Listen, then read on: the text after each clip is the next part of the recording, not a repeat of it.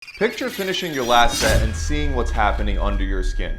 Blood driving into muscle, microscopic tears covering the muscles you trained, free fatty acids leaving your fat cells and drifting through your bloodstream looking for somewhere to go. If you could animate it, you'd watch the decision get made right then and there. Do those fatty acids get burned, or do they boomerang back into storage when appetite spikes and you decide to have Cheetos instead of a healthy meal? Most people think the workout is the whole story. It isn't. The hours after is where your body chooses whether it keeps pulling from stored fat or whether it hands your progress right back. To start, before you leave the gym, finish with a short, high-intensity finisher. This isn't a second workout, it's a 5 to 15 minute burst of effort that uses large muscle groups and gets your heart rate up quickly.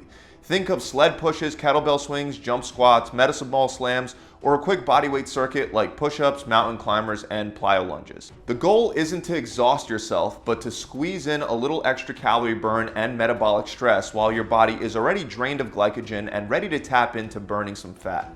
Research on HIIT shows it can improve both aerobic and anaerobic fitness, increase insulin sensitivity, and boost calorie expenditure after exercise through excess post-exercise oxygen consumption, also known as EPOC. But don't overthink about this magical, overhyped afterburn effect. The bigger win is that you're adding more total work in less time.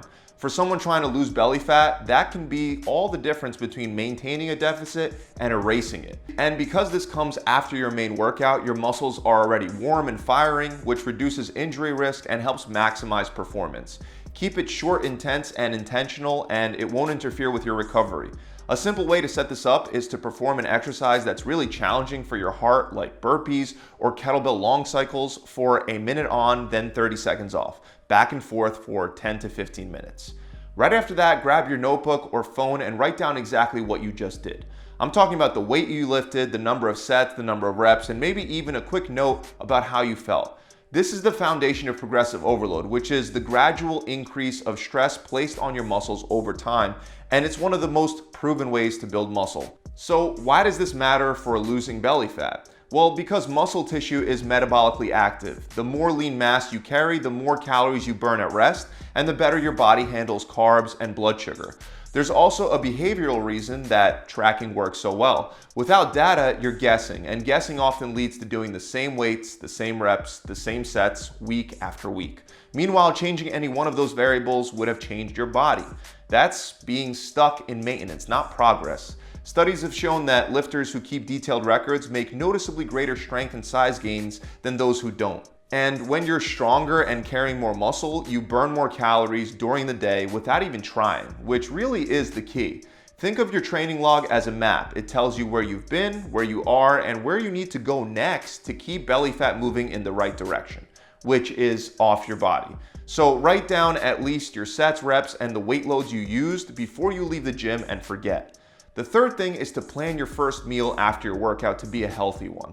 The old anabolic window myth says that you have to slam a shake within 30 minutes or your workout is wasted. But in reality, muscle protein synthesis stays elevated for hours after training, and as long as you hit your daily protein and calorie goals, you'll recover even if you're having that meal later on in the day. But here's why the content of your next meal still matters for fat loss. Workouts, especially intense ones, are very likely to crank up your appetite. If you don't have something healthy lined up, you're much more likely to grab what's convenient, and convenience often means calorie-dense, low in protein, highly processed food, usually with extra sugar added. Instead, aim for a balanced plate, protein to support recovery and satiety, vegetables for micronutrients and fiber, and high-quality carbs to restore glycogen stores. Protein sources could be chicken breast, turkey, whitefish, salmon, tuna, eggs, or Greek yogurt if you eat animal products. If you're plant-based, lentils, chickpeas, black beans, tofu, tempeh, and edamame will do the job. Preferably a mix of more than one of these would get you the full range of amino acids that you need. Now for vegetables, think variety and color. Spinach, kale, broccoli, Brussels sprouts, asparagus, bell peppers, zucchini, and cauliflower. Not only are they low in calories and filling, but they also provide antioxidants and many other micronutrients like vitamins and minerals. On the carb side, go for nutrient-dense options that replenish glycogen without spiking your blood sugar too sharply. Quinoa, brown rice, sweet potatoes, oats, yams, or even fruit like bananas and berries.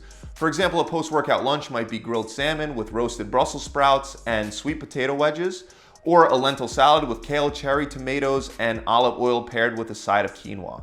The point is to set yourself up so that the first thing you eat after training reinforces your fat loss goals instead of derailing them. When you fill your stomach with protein and fiber, you're far less likely to find yourself raiding the pantry for chips or cookies later.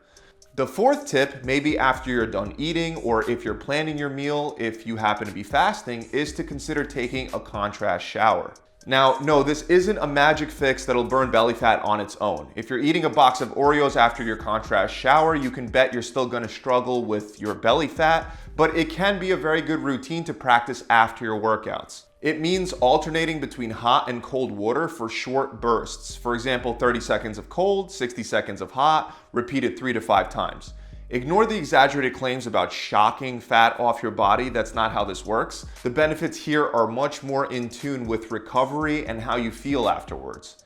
Cold water exposure has been shown to lower markers of inflammation and can improve mood by increasing norepinephrine levels in the brain. The heat, on the other hand, relaxes your muscles and improves circulation, delivering nutrients to the damaged tissues. When you combine them, you get a pump and flush effect on your circulatory system, which many athletes report helps reduce soreness and stiffness. And while this doesn't directly burn fat, it keeps you training hard and consistently, which is what drives fat loss over the long term. Plus, the mental reset from a contrast shower can be huge. You leave feeling energized, and the norepinephrine release can help you associate those good feelings with your workout routine, which can help you stay active and productive for the rest of the day instead of collapsing on the couch. Number 5 is to drink plenty of water after your workout and throughout the day in general. Hydration plays 2 big roles here: performance and appetite regulation. Your stomach contains stretch receptors that send fullness signals to your brain when activated. Drinking water between meals can help you feel fuller and reduce the likelihood of overeating. This isn't a magic trick, it's basic physiology, but it works surprisingly well when combined with high fiber, high protein meals. From a performance and recovery standpoint, even mild dehydration, as little as 1 to 2% of your body weight lost in water, can impair strength, endurance, and fat oxidation during exercise. So how do you know if you're hydrated or if you need to replenish with water? The quick check is simple. Your urine should be a pale yellow most of the day. If it's dark, you're behind. If it's completely clear all day, you might be overdoing it. Along with hydration is to make sure you get enough protein across your entire day, which very likely means you'll need to focus on consuming more protein after your workout. This is arguably the most important nutrition habit for fat loss that preserves muscle. When you're in a calorie deficit, your body will use both fat and muscle tissue for energy unless you give it a reason to spare that muscle. Adequate protein intake falls within the range of 0.7 to 1 gram of protein per pound of body weight for most active people, and it gives your body the amino acids it needs to maintain muscle tissue. Protein also has the highest thermic effect of any macronutrient, meaning it takes more energy to digest and metabolize compared to carbs or fats. That's a small daily calorie burn bonus that adds up over time. More importantly, protein is extremely satiating. Multiple studies have shown that higher protein intake helps reduce overall calorie consumption without the need for strict calorie counting. Even if you're fasting, it's important to provide your body with some protein at some point after your workout to help repair the damage to your muscles. Another very powerful and overlooked tip is to take a brisk walk at some point after your workout, either directly afterwards or later in the day. This isn't about turning your training day into a marathon of exercise. It's about keeping your total daily movement high. Walking is low impact, easy to recover from, and burns calories at a pace you can sustain day after day. More importantly, it boosts your NEAT levels, also known as non-exercise activity thermogenesis, which can vary by hundreds of calories per day between individuals. NEAT includes everything from walking to the store to doing chores, and research shows it plays a huge role in why some people maintain a leaner physique with less apparent effort. A 20 to 30 minute walk after dinner can also help regulate blood sugar, aid digestion, and give you a mental wind down before bed. Over weeks, these small bouts of extra activity add up to significant additional calorie burn without the fatigue or joint stress from more intense training. Finally, number 8, get to bed on time that night. I say this often, but there's no denying that sleep is one of the most overlooked and most powerful tools for fat loss. When comparing dieters who slept 5.5 hours per night to dieters that slept 8.5 hours per night, the less sleep group lost 55% less fat and 60% more muscle. They performed that much worse than the group that got 8.5 hours of sleep, even when their calorie intake was identical. Sleep deprivation elevates cortisol, which promotes fat storage in the abdominal area and disrupts leptin and ghrelin, the hormones that regulate hunger and fullness. From a recovery standpoint, deep sleep is when your body releases the most growth hormone, repairs muscle fibers, and replenishes glycogen. Skipping this step is like forgetting to plug in your phone overnight. You're gonna start your next day on low battery. Make your room cool and dark, avoid screens for at least 30 minutes before bed, and aim for 7 to 9 hours. Treat this like the last set of your workout because it's essential for results, not optional. So that about wraps it up. I really hope this video has helped you understand more about some of the things you can do after your workout to improve recovery and boost fat loss. Of course, as you know, your diet is number one. If you're consuming calories in excess, tracking your sets and reps won't magically help you lose your belly fat.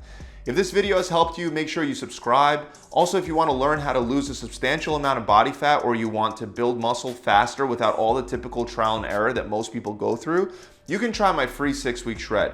You'll get a workout plan, a 6-week meal plan that'll come with a 42 recipe cookbook and will be entirely based on your preferences. And you'll also get a coach to guide you through the entire process and answer any questions that might come up. To find out more, you can click the link below in the description, or you can head straight on over to my website at gravitytransformation.com. I'll see you guys soon.